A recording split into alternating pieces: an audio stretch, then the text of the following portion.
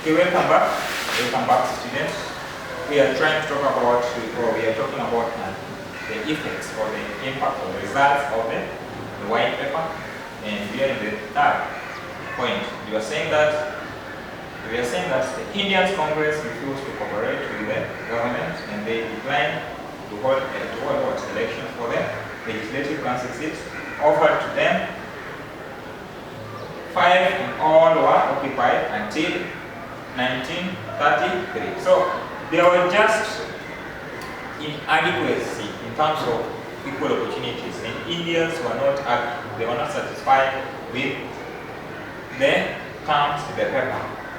And this the certification was coming because they were not allowed to own the island or the White Islands, those good land, and also their opportunity in terms of representation in the legislature, in terms of elections also, was less as compared to the number of the white. And the number of white was dominating. The Indians were only 5 seats. You understand? So that was also something bring what? The challenges and the problems towards the what? Towards the Asian. Then the next, Africans were to be represented by a nominated missionary. So there was somebody, missionary, nominated missionary known as John Arthur, instead of representation by the Africans. So John Arthur was a missionary that was first elected to go to the legislative council to represent the Africans, the interest of the Africans, and he presented that in the region. So that was a result because of the paper. So for the first time, Africans were represented in the legislature by that person. You can be asked the first missionary to represent the Africa in the legislature during the colonial period. He is John Arthur, or he was John Arthur. Then the next, the Mboya white paper, and I would like to correct this how previously I mentioned, but the name was not this one. So it is John Arthur. Maybe I was rethinking, but that's the name. So the next, the Mboya white paper benefited the Africans by declaring and recognizing Kenya as the African country where African interest should be paramount. So this paper was trying to make the country Kenya, the colony, to be permanently belongs to them. It was paramount. The interest of Africans were to be paramount in the land. That makes it very also interesting. That was another result. Then the next, it failed to resolve Africans' land and also labor grievances. Africans were being forced, or Kenyans were being forced to work for the white settlers without being paid, with less pay. But the paper failed to resolve that, and to bring that into peace. And also land grievances where their land was alienated. The paper did not offer the return. The paper did not instruct the return of those land, the Kenyans or those people who lost their land. Then the last impact or the last result of the white paper is that it's what sensitized the Africans on their rights, leading to formation of political parties. So this is where now we are having some of the political parties being formed because of some of the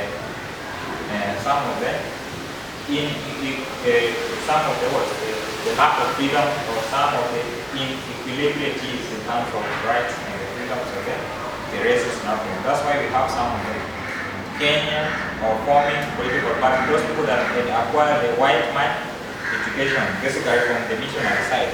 That's why we have people who came up to sensitize other fellow Africans to stand firm for their rights. That's why we have people like John Kenyatta, we have people like Paul, we have people like what? We have very many people. You can mention them. Even in Mboya, we are having some who stood firm for the Africans.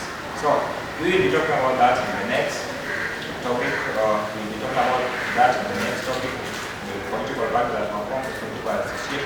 etc.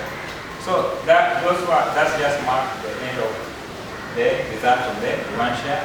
So I just want us to look at the urbanization and the factors that led to that. So urbanization simply means towns that were already in existence before the advent of colonialism, including Mombasa, Lamu, and Malindi. These were there before colonialism, but many other towns in the interior grew during the colonial period because of that development. And we'll be able to talk about that. We have got Nairobi, Mboya, Nakuru, and Kisumu. Those are the types of the country, those are the types of the urban centers that grew because of that. So factors which led to the development of urban centers in Kenya during the colonial period: one, the development of transport network. And railway construction was there, linking coast to the Uganda. So that led to the growth of some towns such as used as well transport terminals. Terminals is just a place where offloading and loading is taking place, and people would alight those transport systems in the greater means.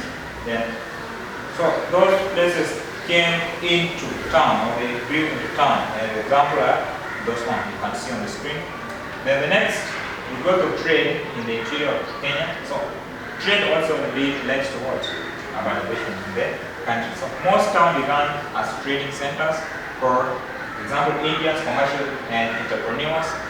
We have been talking about the Asian specifically they were Indians. After they came coming and helping the construction and the railway transport, these people settled along the railway transport and started business. That's why there was some influx of people coming, or influx of the Indians coming into the country Kenya.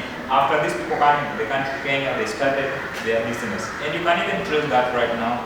These people are the people who are really dominating as far as commercialization is concerned in the country. They are really running very many business enterprises. So because of that, it also provided to some of the growth of certain countries. So that's why we have got Machakos, Nakuru, Kisumu, Nairobi, and Mboya. And if you look at this country, or if you look at these urban centers, you will find that there are population of Indians having their own business enterprises in such area. That is an history behind that. Then the next, the development of administrative posts. There was development of administrative posts that also boosted the development of urbanization. What was administrative post? So the colonial government established administrative posts in various parts of the country. These were headquarters of the colonialists. So these posts later grew into the urban centers. Example, we have Fort Hall. Fort Hall was where we have what? We have Dagoretti. Then not Dagoretti, but Kabete. Yes, Kabete. Then you also Fort Smith is the Dagoretti. Then we also have Embu, we have Kapsabet, we have Meru, we have Garissa, and even Machakos. Machakos was also Fort Machaku, and also we have Fort Florence, which was also the Kisumu that led Victoria there. So, in one way or the other, the administrative also provided or led to the development of Kisumu and also Nairobi, apart from trading and apart from other things that we are talking about. Then the next, the rural urban migration also led to the development of this country. So movement to urban areas by African laborers from what? From various parts of the country led to the further growth of urban centers. As the population moving from urban rural areas going to the town to look for jobs, they later found themselves settling in the urban areas. And when they settle there, the settlement is what brings up or what constitutes what urban center is. Urban center or urban is just an area with more than what? More than 10,000 settlements. So because of that became an urban center. So the development of agriculture also led to the urbanization in such areas, making some areas in the country become, and we talked about the white settlers coming up with the agriculture. And we have Lord Dalamea in Nakuru, in Joro, you understand? Nakuru primarily grew up because of agriculture. Lord Dalamea, even the Egerton, who was a white settler, that university known as Egerton, that was a white known as Egerton, the person who was settling there as far as agriculture is concerned. And when you look at that university, always good in terms of agriculture and So, the development of agriculture, settlers farming led to the growth of towns like Eldoret, which began as a agricultural collection center. Even Eldoret is another one. Then the next development of agro-based industry like flour mills. You have flour mills, that is agro-based industry that uses the what? The raw material from the agriculture. We also have meat processing plants, which was owned by Lord Daramea, and also we have sawmill, which attracted laborers from all parts of the country to be transformed into the urban center. Even KCC, that factory that is dealing with the is serving milk and processing milk. It was being owned by the Lord Daramea, and it attracted people to go and work there as laborers, and they found themselves settling in such areas. Therefore, those places becoming to urban centers. Then also development of mining activities is the last one.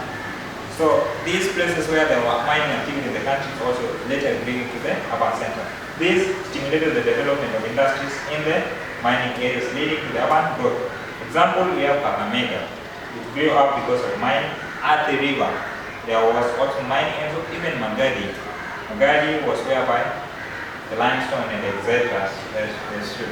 soda ash. All of these grew up because of the mining activities taking place inside areas. Otherwise, this is the end of this lesson. If you have any problem, if you have anything, you can ask so that we look into it. Otherwise, be blessed. Thank you.